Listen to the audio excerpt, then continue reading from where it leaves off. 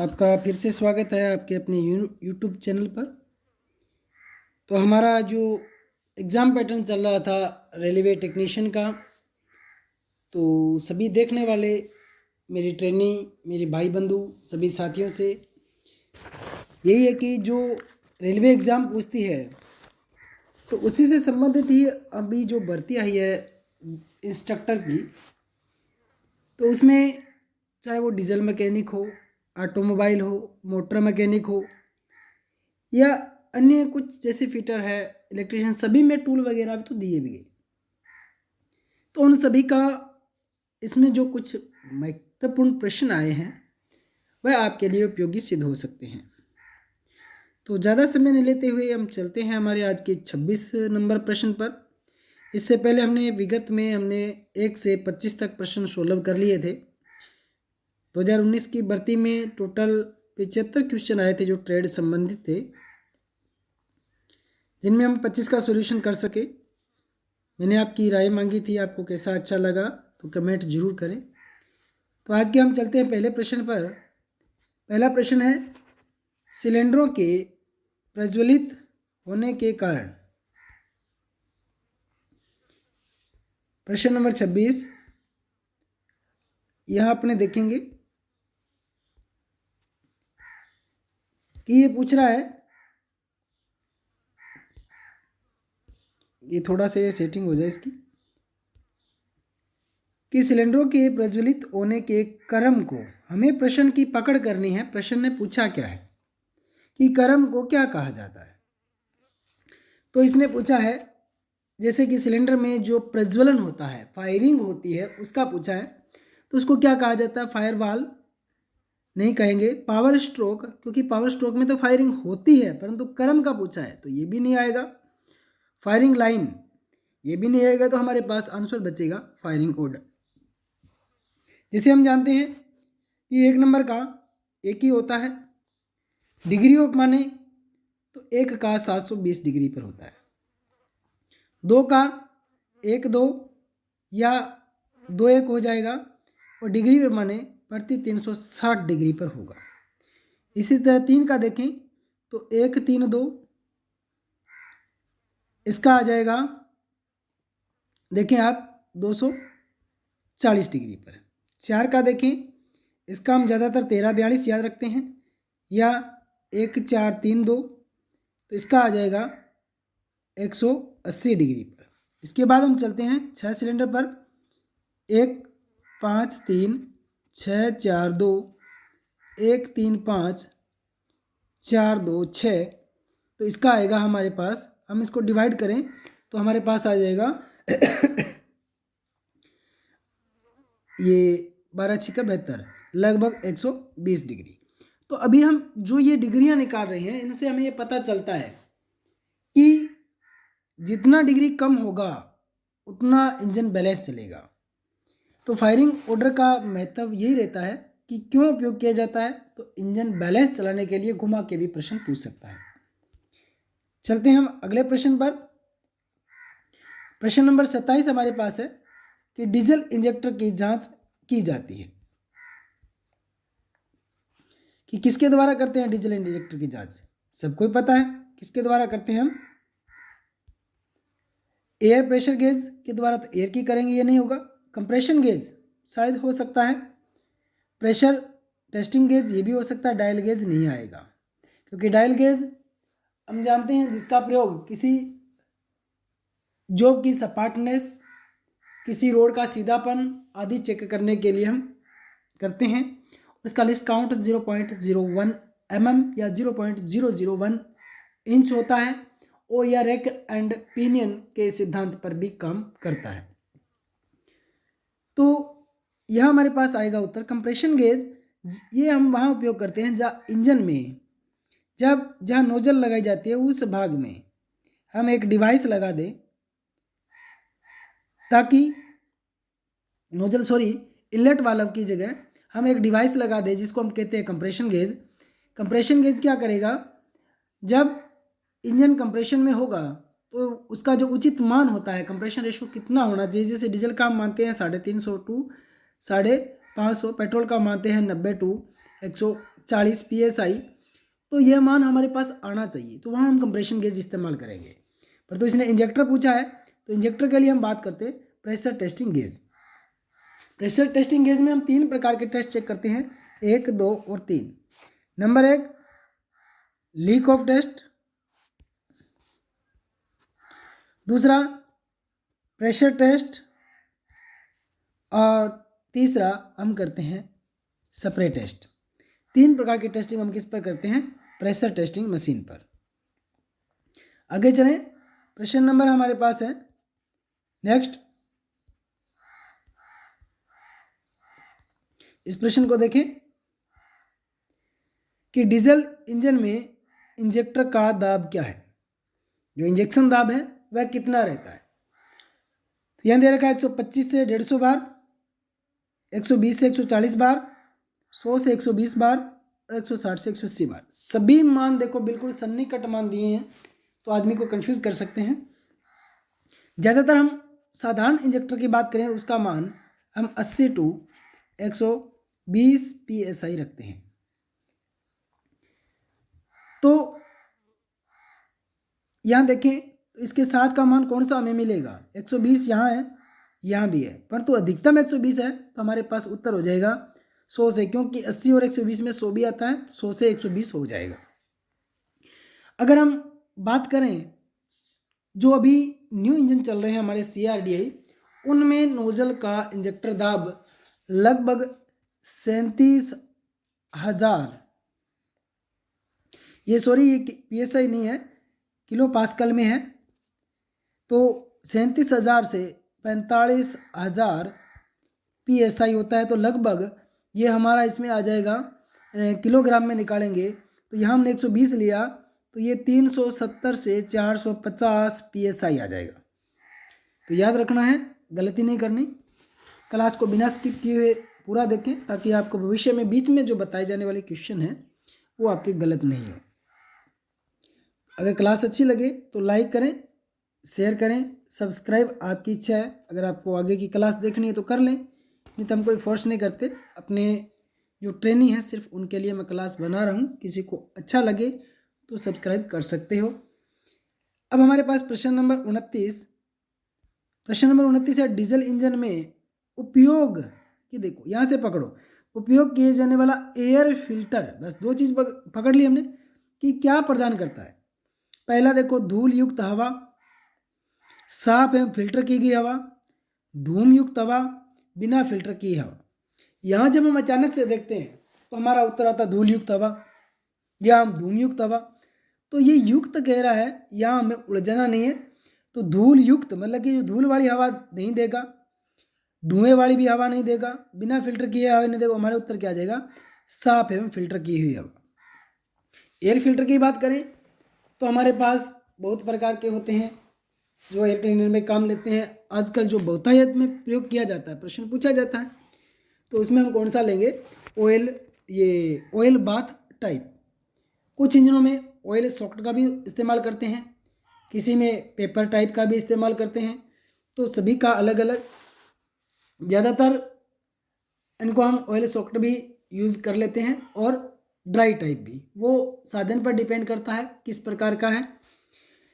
चलते हैं हमारे अगले प्रश्न पर। प्रश्न नंबर हमारा नेक्स्ट है कि इंजन में, यह पकड़ो, त्वरित स्थिति सेंसर मतलब कि थ्रोटल पोजीशन TPS कहाँ लगाया जाता है? अब यहाँ से उत्तर ढूंढना, अब हमें इनने सेंसर नहीं पढ़े, हमारी किताब में नहीं है।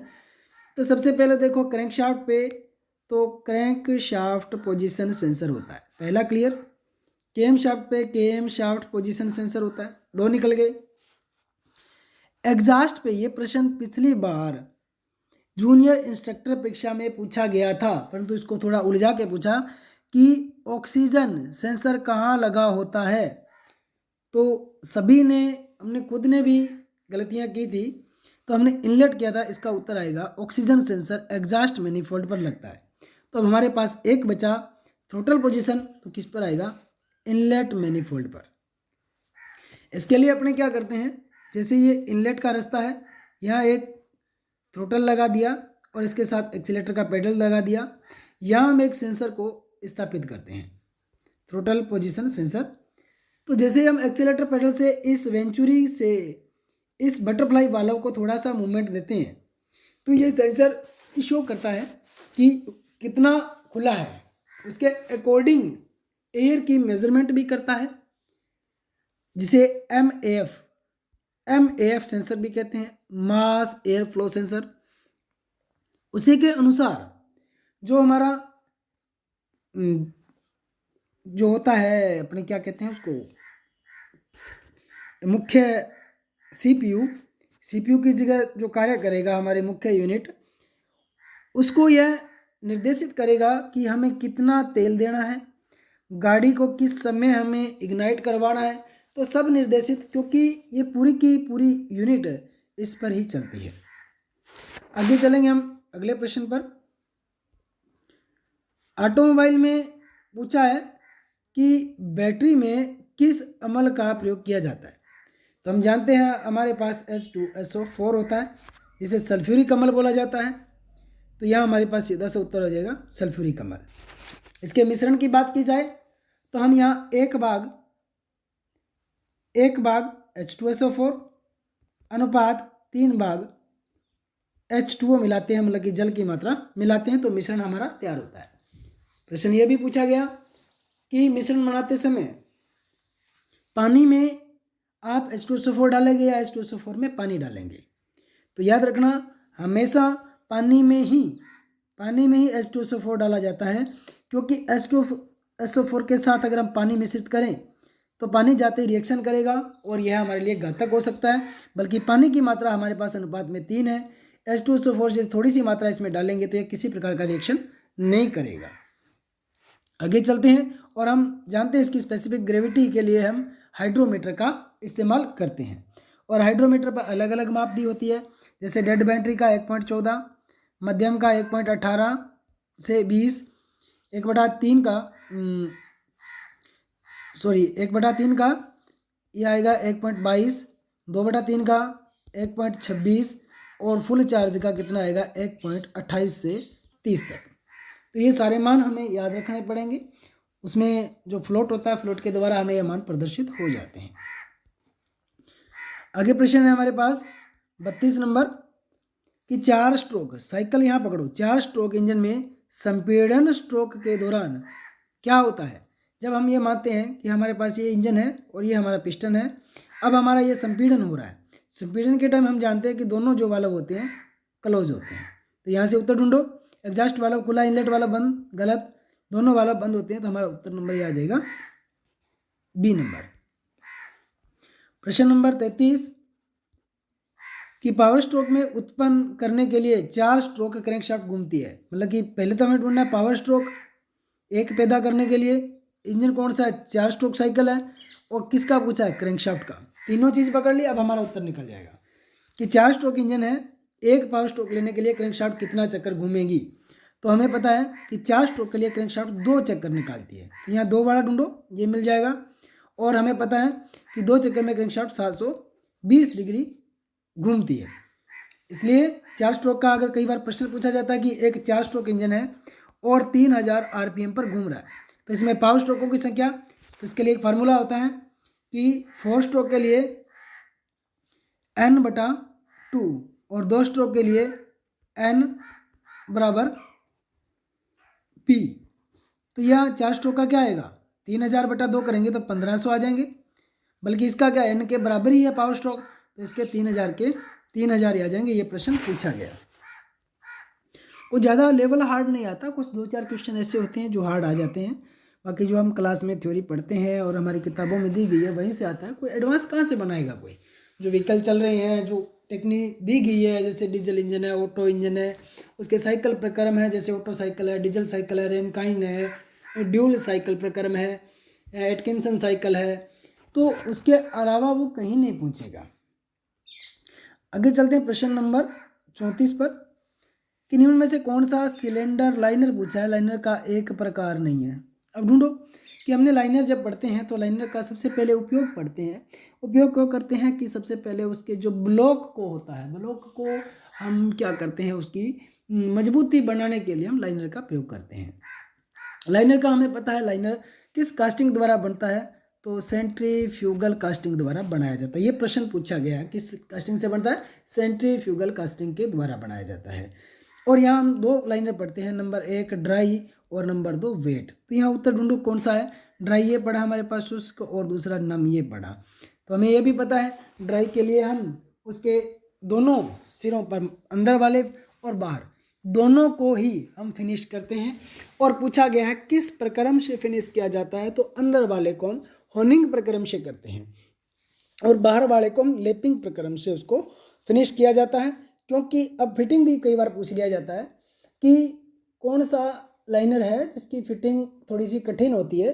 तो हम जानते हैं कि जो ड्राई लाइनर होता है उसकी बारीक सरफेस भी फिनिश की जाती है, तो इसकी फिटिंग होती है वो हम जब फिटिंग सिद्धांत पढ़ते हैं तो इसमें आपने देखा होगा क्लीयरेंस, ट्रांजिक्शन और इंटरफेरेंस। तो ये पिस्टन फिटिंग कौन सी आती है, इंटरफेरेंस फिटिंग में आती है। और इंटरफेरेंस फिटिंग में भी किस प्रकार में आती है, तो हम 2 प्रकार की फिटिंग और पढ़ते हैं इंटरफेरेंस में, एक श्रिंकेज फिट और एक फोर्स फिट। तो ये किस में आएगा, फोर्स फिट में आएगा, न कि श्रिंकेज फिटिंग में। चलते हैं दोस्तों आगे। आगे प्रश्न है कि रिंग की चौड़ाई और पिस्टन के रिंग की ग्रूव की चौड़ाई के बीच को अंतर को क्या कहा जाता है।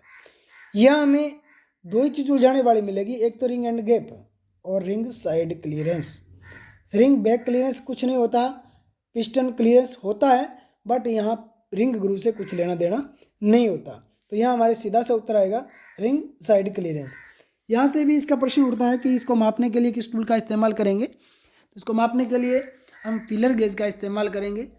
और ये साइड क्लियरेंस ये पिस्टन के बोर के ऊपर डिपेंड करता है। हम जानते हैं कि प्रति इंच साइज पर 1 इंच साइज पर पिस्टन का साइड क्लियरेंस 0.25 mm छोड़ा जाता है। तो हम 1 इंच को क्या मानेंगे, 1 इंच बराबर होता है हमारे पास लगभग 25 mm का पिस्टन, तो इसके बराबर लगभग इसी के समान ही 0.25 का क्लियरेंस हो जाएगा। बड़ा 50 mm का है तो 0.5 mm हो जाएगा, 75 mm का है 0.75, लगभग 70, ऐसा कुछ मान मिल जाएगा। चलते हैं आगे। आगे बड़ा प्रश्न हमारे पास जल्दी करने हैं कि डीजल इंजन के अधीन काम करता है। तो अभी जो मैंने चक्कर नाम लिए थे, कार्नोट साइकिल, रेनकाई, ये नियत आयतन है और ये नियत दाब चक्कर है। तो हमें पता है कि डीजल इंजन जो होता है कांस्टेंट प्रेशर साइकिल पर काम करता है। जब हम पीवी डायग्राम बनाते हैं, इस तरह से पीवी डायग्राम बनाते हैं, तो हमारा जो डायग्राम होता है इसका इस तरह से बनता है और ये प्रक्रम होता है 1 2 3 4 और 5। यहाँ हम देखते हैं 1 से 2 तक इसने सक्शन किया, 2 से 3 तक कंप्रेशन और 3 से 4 नियत दाब पर इसका दहन होता है और यहाँ एक्सपांसन हो जाता है। और ये 1 और ये 2 नंबर कौन से हैं, एडियाबैटिक प्रोसेस होते हैं। एडियाबैटिक जिसे रुद्धोष्म प्रक्रम कहा जाता है। चाहे कंप्रेशन हो चाहे एग्जॉस्ट, दोनों टाइम न तो ऊष्मा ली जाती है और ना ही दी जाती है, बल्कि हम सेक्शन में देखेंगे ऊष्मा हमने क्या की, ली बाहर से, और यहाँ क्या किया, ऊष्मा हमें प्राप्त हुई, या हमने कुछ दाब पर हमें ऊष्मा को बाहर निकाल दिया।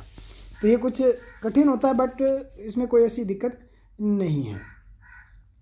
अब आगे चलते हैं प्रश्न नंबर 37 पर। किसी प्रकार का डाउट हो कमेंट जरूर करें। कुछ गलती हो, देखो त्रुटि हो सकती है किसी से भी, फिर भी आपको लगता है कुछ गलत आंसर दिया है तो कमेंट करके जरूर बताएं। प्रश्न पूछा, खालिस्तान का उपयोग करने से सिलेंडर ब्लॉक का जीवन काल बढ़ जाता है। अभी हमने थोड़ी देर पहले जब लाइनर पढ़ा तो मैंने ये बात बताई थी। तो हम फ्लाईव्हील का उपयोग करके, सिलेंडर ब्लॉक के साथ फ्लाईव्हील का कोई संबंध नहीं है, वाल्व का भी कुछ नहीं है, रोकर आर्म का भी कुछ नहीं है, हमारे पास बचता लाइनर। लाइनर को मैंने बिल्कुल शुद्ध रूप से बता दिया। 2 प्रकार के लाइनर होते हैं, वेट एंड ड्राई। वेट को किस प्रकार फिटिंग होती है, ड्राई की किस प्रकार होती है, कौन से प्रोसेस से बनते हैं, बस यही आता है, इससे ज़्यादा कुछ नहीं आएगा। आगे प्रश्न नंबर आगे और देखते हैं। प्रश्न नंबर हमारे पास आगे 38 कि पिस्टन रिंग एंड गैप को किसके द्वारा मापा जाता है। ये भी हमने जब पिस्टन जो रिंग वाला प्रश्न हल किया था तो उसमें देख लिया था। तो देखो थ्रेड रिंग गेज। अब यहाँ ये नाम आते हैं ना, तब थोड़ी सी गेजों में चल जाना चाहिए कि थ्रेड रिंग गेज होता है और एक प्लग गेज होता है। रिंग गेज किसी का अंदरूनी चूड़ियाँ मापने के लिए काम लिया जाता है। बल्कि प्लग गेज होता है, प्लग गेज अंदरूनी चूड़ियाँ, बल्कि रिंग गेज कुछ इस तरह से मोटाई लिए होता है और यह किसी की बाहरी चूड़ियाँ नापने के लिए काम लेते हैं। थ्रेड गेज की बात कर रहा हूँ। शक्रू गेज, शक्रू की किसी चूड़ियाँ, उसका मेजर डायमीटर, उसकी पिच आदि मापने के लिए। रिंग गेज अभी मैं बता ही चुका। और फिलर गेज दो सतहों के बीच के क्लियरेंस को मापने के लिए काम लिया जाता है। तो रिंग एंड गैप को भी हम किससे मापेंगे? फिलर गेज से। हाँ, फिलर गेज का एक प्रश्न बता देता हूँ कि फिलर गेज होता है, ये 4 सेट में आता है और इसकी अगर माप पूछे तो 0.03 mm से 1 mm तक अधिकतम होती है। इसी पूरी माप में यह 4 सेट में बन जाता है। समझ आया होगा? अच्छा लगे तो लाइक जरूर करें। प्रश्न आता है CRDI। CRDI समझते हैं, आजकल जितने सभी इंजन आ रहे हैं लगभग CRDI होते हैं। कुछ लोग इसमें बहस करते हैं कि इसका नाम होता है common rail diesel injection, but इसका नाम होता है, इसका होता है कॉमन, इसका होता है रेल, और डी का होता है डायरेक्ट, और आई का होता है इंजेक्शन। तो याद रखना है कॉमन रेल डायरेक्ट इंजेक्शन होता है। क्योंकि जिन इंजनों में आजकल की जो गाड़ियाँ आ रही है उनमें आपने देखा हो एक मास्टर पंप दिया होता है जो पूरा का पूरा ECU पर होता है। ECU की फुल फॉर्म लिखें तो इलेक्ट्रॉनिक कंट्रोल यूनिट बोला जाता है। यह एक प्रकार का हमारा माइक्रो प्रोसेसर होता है जो ऑल फंक्शन, ये पूरा का पूरा कंप्यूटराइज होता है और ये पूरा का पूरा सेंसर पर काम करता है। इसके लिए बात करें तो क्रैंक के लिए क्रैंक पोजीशन, वाल्व इनलेट पर थ्रोटल पोजीशन सेंसर, एग्जॉस्ट पर ऑक्सीजन सेंसर, कैम पर कैम पोजीशन सेंसर, और इसी तरह हर जगह जितने भी भाग होते हैं सब जगह एक एक सेंसर लगाया जाता है। सभी से गणना करने के बाद ECU उस मॉड्यूल को प्रचालित एक्टिवेट करता है, ट्रांजिस्टर को अपनी सूचना देता है। उसके बाद ही चाहे वो नोजल हो चाहे सभी भाग को ये देता है कि इतने प्रेशर से आपको ये स्प्रे करना है, इस टाइमिंग पर करना है। तो वो एक शेड्यूल बना देता है, जिसके कारण ही जो CRDI गाड़ियाँ होती है उनमें जो प्रदूषण होता है, इमिशन होता है, वो बहुत कम मात्रा में होता है। चलते हैं आगे वाले प्रश्न पर।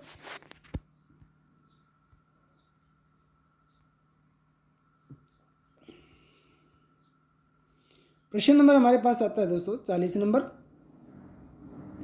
प्रश्न नंबर 40 इसका देखें अपने कि बैटरी के वैद्युतिक अपघट्य का आपेक्षिक घनत्व मापने के लिए किस उपकरण का प्रयोग करेंगे। उपकरण पूछा है, आपेक्षिक घनत्व पूछा है, तो हमने अभी चर्चा की थी इसके लिए हाइड्रोमीटर। वोल्टमीटर वोल्टेज नापता है, एमीटर धारा मापता है, और थर्मामीटर क्या मापता है? डिग्री सेंटीग्रेड में हमारा तापक्रम मापता है। तो इसमें कोई दिक्कत नहीं है। चलते हैं आगे। प्रश्न नंबर 41 में लिखा है विंग नट। तो विंग नट हमें पता है कुछ ऐसी शेप का नट जिसे अपने अंगूठे के दांत से खोल सके। इसको बटरफ्लाई नट भी कहते हैं, विंग नट भी कह देते हैं। इसका कहाँ प्रयोग किया जाता है? प्रश्न बहुत पेचीदा है एक तरह से। Air cleaner, head cover, fuel filter, oil filter, कहाँ? कमेंट करके जरूर बताएं। तो ये हम देखते हैं कि हमारे पास जो साधारण आपने इंजन देखे होंगे उनका कुछ ये एयर फिल्टर कुछ ऐसा बना होता है। उस एयर फिल्टर के ऊपर एक ढक्कन लगा होता है इस तरह से, और ढक्कन को बंद करने के लिए एक शक्रू दे दिया। इस शक्रू के ऊपर आपने देखा होगा इस तरह का एक नट बना देते हैं। ये नट ही हमारा कौन सा है? विंग नट है। तो हमारा उत्तर क्या होगा? एयर क्लीनर, हेड कवर में ऐसा कुछ नहीं होता, नहीं ऑयल फिल्टर पर लगाते हैं, नहीं फ्यूल फिल्टर पर। चलते आगे के प्रश्न पर। प्रश्न पूछा है पिस्टन रिंग से बने होते हैं। अब हमें पता है कि पिस्टन पर गैसों को टाइट करने के लिए, ऑयल को स्क्रैप करने के लिए हम दो प्रकार के रिंग लगाते हैं। सबसे पहला ऊपरी भाग पर जो रिंग होता है वो हमारा कंप्रेशन रिंग होता है, उससे नीचे वाला लगाए जाने वाला हमारे पास ऑयल रिंग होता है। तो कई बार प्रश्न पूछा जाता है दोस्तों कि कंप्रेशन रिंगों की न्यूनतम और अधिकतम संख्या। अगर न्यूनतम पूछे तो संख्या 2, अधिकतम पूछे तो 5। इसी तरह ऑयल स्क्रैप रिंग का पूछा जाता है तो न्यूनतम ऑयल स्क्रैप रिंग 1 लगा सकते हैं, अधिकतम 2। अब पूछ लिया जाता है कि अधिकतम 2 लगाते हैं तो कहाँ लगेंगे? तो हम जब 1 लगाते हैं तो इन्हीं कंप्रेशन रिंग के बीच नीचे लगा देते हैं। बल्कि अगर 2 लगाते हैं तो एक तो कंप्रेशन रिंग के नीचे और दूसरा गजन पिन या पिस्टन बॉस के नीचे जो स्कर्ट बच जाती है उस भाग में हम दूसरा रिंग लगाएंगे। तो हमारे पास यहाँ सीधा से उत्तर आ जाएगा, कास्ट आयरन के हम रिंग बनाई जाती है, या सेमी स्टील के या कास्ट स्टील के रिंग बना सकते हैं। तो ऐसा हमारे पास अन्य कोई ऑप्शन नहीं है, तांबा नहीं बनेगा, घिस जाएगा, एल्यूमिनियम घिस जाएगा, कांसा घिस जाएगा, तो हम क्या बनाएंगे, डलवा लोहा, यहाँ से सीधा सा उत्तर निकल सकता था। प्रश्न आगे आता है हमारा 43 नंबर, कुछ ज़्यादा नहीं है, 50 ही है, 7 और रह गए। इंजन संपीड़न, यहाँ पकड़ लो कि संपीड़न कंप्रेशन जो दाब कम होने के परिणाम स्वरूप क्या होगा। कंप्रेशन अगर इंजन में कम होता है तो हमें पता है कि दहन हमारा पूर्णतः नहीं हो पाता, अर्ध जला मिश्रण बाहर आता है। तो ये किस कारण से हो सकता है, ये टाइमिंग गलत होगी तो हो सकता है, फैन डिली होने से इंजन ओवरहीट होगा, वाल्व टाइमिंग संबंधी दोष उत्पन्न हो सकता है, इससे दोष उत्पन्न नहीं होगा। तो हमारे पास आता है रिंग बोर घिस जाना, अगर हमारी रिंग घिस गए हैं या सिलेंडर घिस गया है तो उसके कारण से हमारा संपीड़न जो प्रेशर होगा वो काफ़ी कम हो जाएगा। बल्कि वाल्व टाइमिंग से क्या होगा, वाल्व टाइमिंग से संपीड़न तो कमज़ोर नहीं होता ना। टाइमिंग अगर हम गलत माने तो टाइमिंग गलत होने से कंप्रेशन पर क्या प्रभाव पड़ता है, हमारा जो ईंधन होगा वो गलत टाइम पर स्प्रे होगा, या SI इंजन है तो हमारा स्पार्क प्लग टाइम से चिंगारी नहीं देगा, परंतु कहीं ना कहीं संपीड़न दाब पर कोई प्रभाव नहीं पड़ेगा, सिर्फ अकेला रिंग बोर के घिस जाने से ही होगा। आगे चलते प्रश्न नंबर 44 पर, कि निम्न में से किस प्रणाली में ऑयल सील, यहां से पकड़ लो, ऑयल सील का उपयोग किया जाता है। ईंधन फीड प्रणाली, ईंधन फीड प्रणाली में हमें पता है कि हम टैंक से फीड पंप से फिल्टर से HP पंप और HP पंप से इंजेक्टर तक पहुंचाते हैं। इंटेक प्रणाली में कोई ऑयल सील नहीं लगती, और शीतलन प्रणाली में ऑयल सील नहीं लगेगी, बल्कि संनयन प्रणाली, यहाँ सीधा सा नाम लग जाएगा, ऑयल का नाम संनयन ही आ जाएगा, सीधा सा उत्तर लगा सकते हैं। आगे चलते हैं प्रश्न नंबर 45 पर, 4-5 प्रश्न और रह गए हैं, जल्दी करेंगे। इंजन के ये संपीड़न दाब को के द्वारा मापा जाता है। अभी पीछे मैं कुछ पढ़ा के आया था, आपको याद हो तो वहाँ भी कुछ पूछा था। तो यहाँ ऑयल प्रेशर गैस से तो ऑयल प्रेशर नापेंगे, एयर प्रेशर गैस से एयर प्रेशर मापेंगे, वैक्यूम से वैक्यूम मापेंगे। मतलब कि जब इंजन प्रवेश की वायु को मापना हो तो हम वैक्यूम गेज का इस्तेमाल करेंगे, जबकि हम कंप्रेशन के टाइम मापना है तो ये संपीड़न पूछा है, संपीड़न कब होगा, जब कंप्रेशन करेंगे तो कंप्रेशन गेज का इस्तेमाल किया जाएगा। प्रश्न नंबर 46 आता है दोस्तों आगे, कि फ्रंट व्हील ड्राइव में कितने गियर बॉक्स का, बहुत पेचीदा प्रश्न है, कि ये पूछ रहा है कि या तो 4x4 या तो 4x4 में, या जैसे मारुति गाड़ियाँ हैं, यहाँ कुछ इसने 4x4 लिखा नहीं, पर तो इसने इतना लिखा है फ्रंट व्हील ड्राइव। अगर आप ड्राइव फ्रंट लो चाहे आप रियर ड्राइव लो, तो हमें गियर बॉक्स कितना चाहिए समझना है। तो हमारे पास उत्तर क्या आएगा, 1 गियर बॉक्स। कोई तो आ नहीं सकता, डिजाइन पर निर्भर, क्या ऐसा थोड़ी कि 4-5 लगा दे, गियर बॉक्स तो हमारे पास एक ही होगा। 2 एक एक्सेलरी लगाते हैं, 4x4 में एक्सेलरी जिसे अपने सहायक कहते हैं वो लगाया जाता है, परंतु मुख्य गियर बॉक्स तो हमारा इसमें एक ही होता है। प्रश्न नंबर 47, कि खाली स्थान को इंजन और गियर बॉक्स के बीच में रखा जाता है।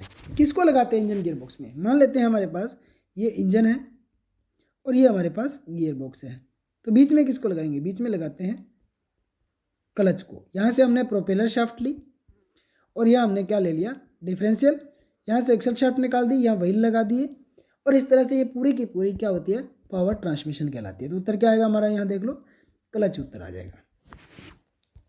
आगे चलते हैं 48 नंबर प्रश्न पर, ये 48 ही लेना पड़ेगा, दोनों इकट्ठे नहीं आएंगे। निम्न में से कौन सा टर्बो चार्जर में टरबाइन के घूमने का कारण है। अब यहाँ टर्बो चार्जर की बात करें तो हमारे पास इंजन की जो वॉल्यूमेट्रिक एफिशिएंसी होती है, आयतनिक दक्षता, उसको बढ़ाने के लिए हम टर्बो चार्जर का या सुपर चार्जर का इस्तेमाल लेते हैं, बट सुपर चार्जर का विशेष प्रयोग हम वायुयान में करते हैं, और वायुयान में सुपर चार्जर का प्रयोग करने पर लगभग 30% अदर वॉल्यूमेट्रिक एफिशिएंसी में फर्क पड़ता है। तो यहाँ हम लगाते हैं टर्बो चार्जर, और टर्बो चार्जर किससे चलते हैं, इंजन की एग्जॉस्ट गैसों से। यहाँ सबसे उत्तर देखो कि इंजन की एग्जॉस्ट गैस कहाँ आ रहा है, टेल पाइप से निकलने वाली है तो एग्जॉस्ट मान लेते हैं, कैटालिटिक कन्वर्टर ये भी एग्जॉस्ट गैस है, मफलर से एग्जॉस्ट गैस है, और एग्जॉस्ट मैनिफोल्ड से निकलने वाली गैस। अब बताता हूँ कि ये हमारा इंजन का एग्जॉस्ट मैनिफोल्ड है, हम यहाँ लगाएंगे एक यूनिट इस तरह से, और इसके साथ एक छोटी शाफ्ट लगा करके हम दूसरी यूनिट है यहाँ, इसको टर्बाइन यूनिट बोलेंगे, इसको इनलेट यूनिट बोलेंगे। ये बीच का भाग शाफ्ट है। यहाँ से जब ये इसमें प्रवेश करता है तो इसको क्या करता है, रोटेट करता है। जब ये रोटेट होगा किससे, इस एग्जॉस्ट गैसों से क्या होगा, रोटेट होगा, तो ये इनलेट में भी हवा की मात्रा की आपूर्ति करेगा। तो इससे कुछ इंजन की जो एफिशिएंसी होती है वो कुछ बढ़ जाती है। जो हमारा क्लियरेंस वॉल्यूम होता है, जो खाली रहता है, स्वेप्ट वॉल्यूम के कारण कंप्लीट नहीं हो पाता, उसको हम पूरा कर सकते हैं और इंजन में पूरा दहन करके प्राप्त उसको किया जा सकता है। चलते हैं 49 क्वेश्चन पर। 49 नंबर क्वेश्चन कह रहा है कि इंजन ऑयल, यहाँ देखें कि इंजन ऑयल की खपत उच्च होती है। यहाँ से प्रश्न पकड़ लो, किस कारण से उच्च होगी। पिस्टन रिंग घिसे हैं तो हो सकती है, सिलेंडर बोर छोटा है तो कोई फर्क नहीं पड़ेगा, कंप्रेशन दाब कम होता है। कंप्रेशन दाब पीछे मैंने बताया था उसके अकॉर्डिंग, तो कोई ज़रूरी नहीं है कि रिंग के घिसने से होता है। अगर हमारे वाल्व लीकेज कर रहे हैं, गाइड लीकेज है, सिलेंडर हेड ढंग से नहीं कसा, तो भी कंप्रेशन लीकेज हो सकता है। तेल लेवल का कोई लेना देना, तो हमारा सीधा सा उत्तर आ जाएगा पिस्टन रिंग घिसे होना। अगर हम मानते हैं हमारा ऑयल रिंग घिसा है, पिस्टन रिंग घिसा है, या हमारा सिलेंडर घिसा है, तो नीचे का जो ऑयल होता है ऊपर जाके सिलेंडर में जलने लगता है। प्रश्न नंबर 50 और आज का अंतिम प्रश्न कि धातुएं किस श्रेणी के अंतर्गत आती है। कि धातु की आग, अभी हमने क्लास में जब पढ़ते हैं तो ए, बी, सी और डी ग्रेड की आगे पढ़ते हैं। ए को हम कार्बोनेसिस पारक मानते हैं, बी को हम तेलीय, सी को गैसीय और डी को हम विद्युतीय आग। परंतु जब धातु की आग आ जाए तो धातु की आग को हम डी में ले लेते हैं, और तब जब धातु की आए तो हम इलेक्ट्रिक आग को ई में ले लेते हैं। अब एक बार प्रश्न पूछा गया कि जो ये सिंबल है ये किस आग का है, तो ये हमारा किसका है, धातु की आग का। अगर अब सिंबल की बात की जाए तो सिंबल एक बार से मैं बता देता हूँ कि अब मैं यहाँ आग लिखता हूँ, ए, बी, सी, डी और ई, ये श्रेणियाँ हैं। ए के लिए हम लेंगे ट्राइंगल, बी का वर्ग, सी का वृत्त, डी का स्टार और ई का हम हेक्सागोनल जिसे बोलते हैं वह लेंगे। ये आग के मुख्य हैं। बाकी आग का पढ़ेंगे तो स्पेशल एक वीडियो बनाएंगे, परंतु ये आपके प्रश्न का ही काम आएगा। क्लास अच्छी लगे तो साथियों शेयर करना, सब्सक्राइब करना, लाइक करना, अन्यथा कमेंट में बताना कुछ गलती हो। धन्यवाद। जय हिंद, जय भारत।